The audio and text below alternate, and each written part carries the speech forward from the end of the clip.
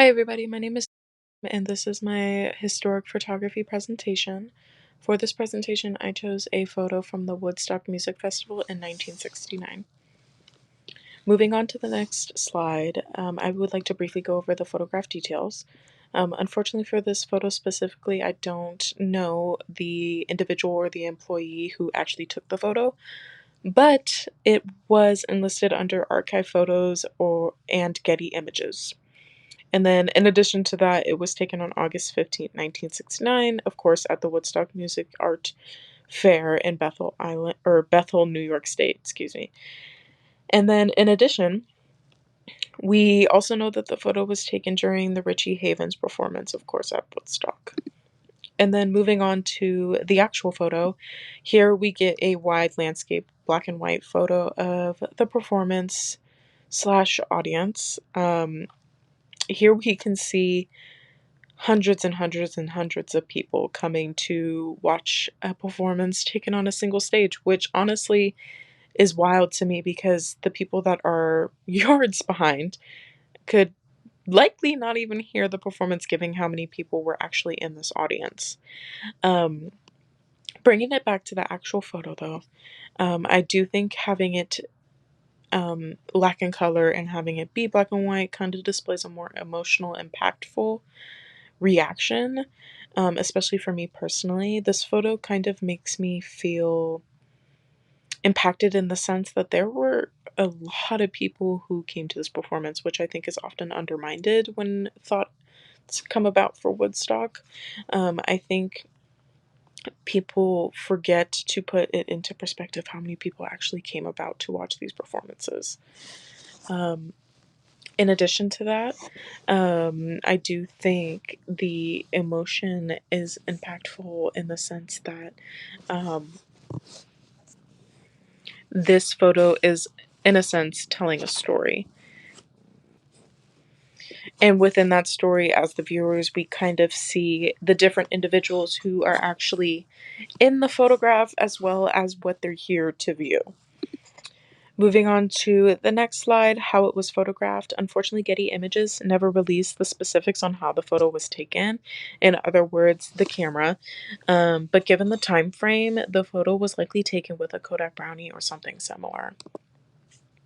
And then technology, time frame, and culture.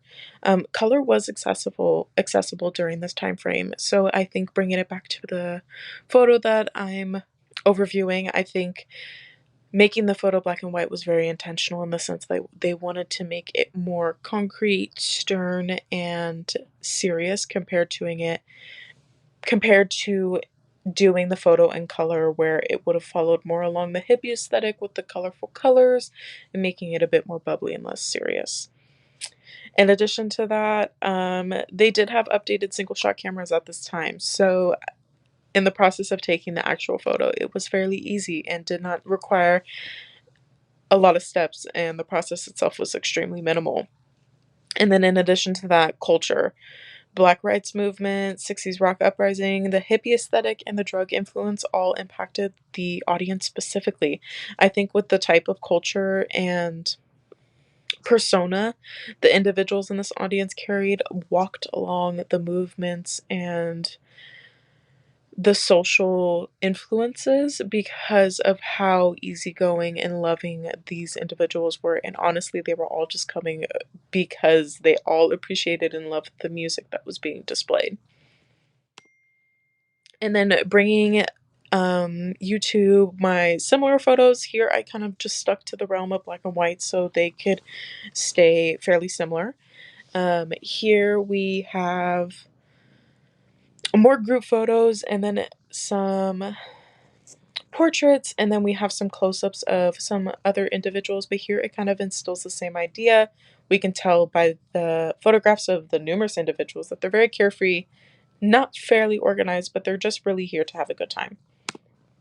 And then moving on to Getty's photographs, again, it instills that same kind of aesthetic or persona. They're fairly happy looking, they're all in a big group or at least in pairs of two, and they're really just here to have a good time. And then in these photos specifically, despite them being black and white, it does leave you with a emotional impact in the sense that there's a lot of individuals here who came for their love for music. And then moving on to historical significance, time, audience, and culture. As I previously stated, there was a lot of people who came to this performance. There was over 400,000 people who came to watch Woodstock. And then in addition to that, the Woodstock Music and Art Fair was a monumental moment for the late 60s music phenomenon. And then for culture, the indie rock persuasion bursted from this festival, pulling all hippies and rockers alike to this convention. As previously stated, there were numerous individuals here with different backgrounds and personalities, but they all came for one similarity, which was music. And then for the photographer's purpose, I think the universal message from this photograph specifically was to display the hundreds of thousands of people to come and watch Woodstock. And then for opinions and backgrounds, Woodstock served to be a staple in the indie rock persuasion, and it is still considered one of the largest musical gatherings today. Moreover, some negatively viewed opinions when regarding with Woodstock was definitely with or resonated with the hippie lifestyle in terms of clothing, um, carefree personalities, and also their drug influences. And then that would leave me with my sources. And thank you all for listening.